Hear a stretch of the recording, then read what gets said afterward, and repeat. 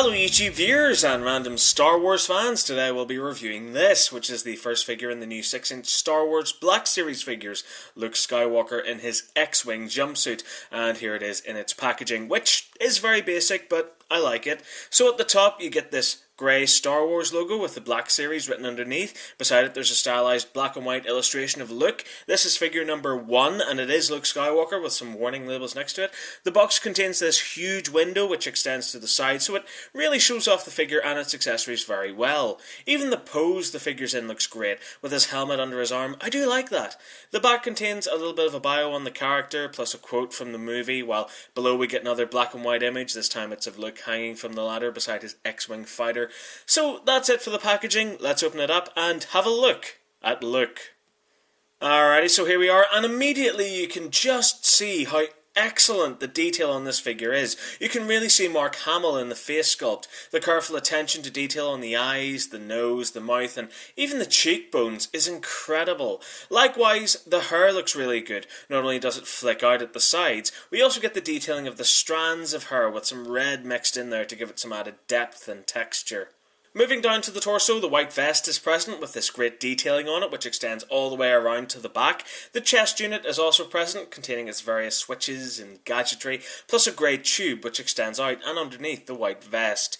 The arms look great with some more detailing on each side, plus these nice black gloves the figure sports on each arm. The orange jumpsuit really looks well with the creased and wrinkled material effect covering it, alongside these grey straps which run from the chest right down to his legs. The legs contain these pockets on both sides, plus the right offers this series of silver containers strapped around it.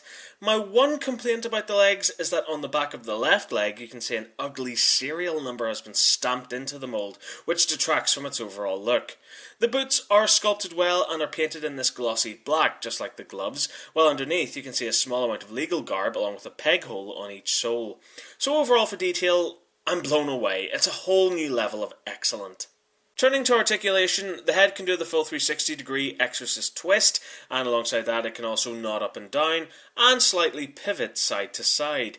The arm can spin through a full 360 at the shoulder, and move out to around 120 degrees. It can also spin through a 360 at the elbow, and can move in and out through 90 degrees, while the wrist can spin through a full 360 as well. There is no waist articulation, but the figure does offer an impressive ab crunch where it can also spin through a full 360, but it is quite restrictive and can chip the paint if done too many times. The leg kicks forward to 90 degrees and can move back a little bit as well. It could do the splits, but the grey straps hinder it. There's a double joint at the knee, allowing the figure to kick itself in the backside. The foot spins through a 360 at the top of the boot, and also contains an ankle pivot. So, for articulation, it's great. When it comes to accessories, Luke naturally comes with his X-Wing fighter helmet.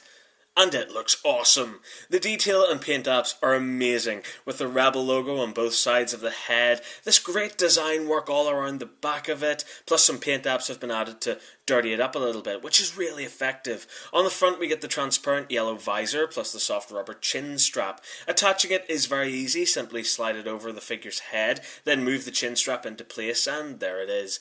The helmet really adds a nice kick to the figure. It looks excellent when it's up on display with it on, or just carrying it under its arm. Luke also comes with his blaster, which is quite basic. It's moulded from black plastic, but includes a touch of silver at the end of the barrel and some dark brown on the handle. It slots easily and securely into his right hand, and the figure can be positioned in a few dynamic poses while holding it. But, of course, the most important accessory is Luke's lightsaber. For such a small item, it's incredibly screen accurate. I love the paint apps on there, subtly added to the buttons and switches around it. It really works well. The blade is translucent blue plastic and just looks very basic, but this I particularly love. The blade can be detached from the hilt. And what's more, thanks to this little hook at the end, it can actually be attached to the figure's jumpsuit. How awesome is that? It's such a little thing, but for me, that level of work really impresses me.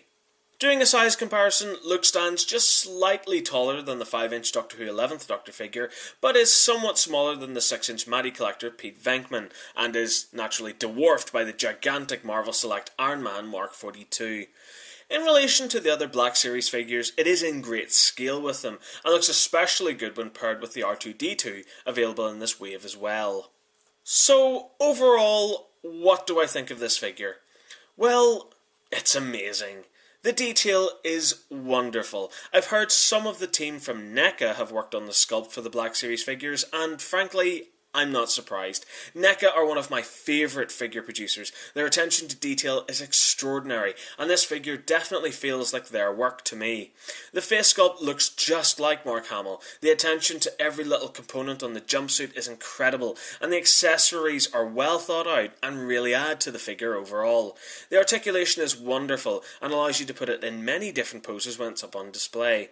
My one issue is that it doesn't come with a base, which would have been nice as it does contain peg holes, and I would have preferred a little extra security for it when it's up on display. At the end of the day, Star Wars fans, without a doubt, the 6-inch Black Series range is something very special indeed, and I would definitely encourage you to pick them up. And so that does it for this review. Thank you very much for watching. I really hope you enjoyed it. If you did, there are countless more reviews online. Thank you again for watching, and remember to keep following the nerd. Goodbye.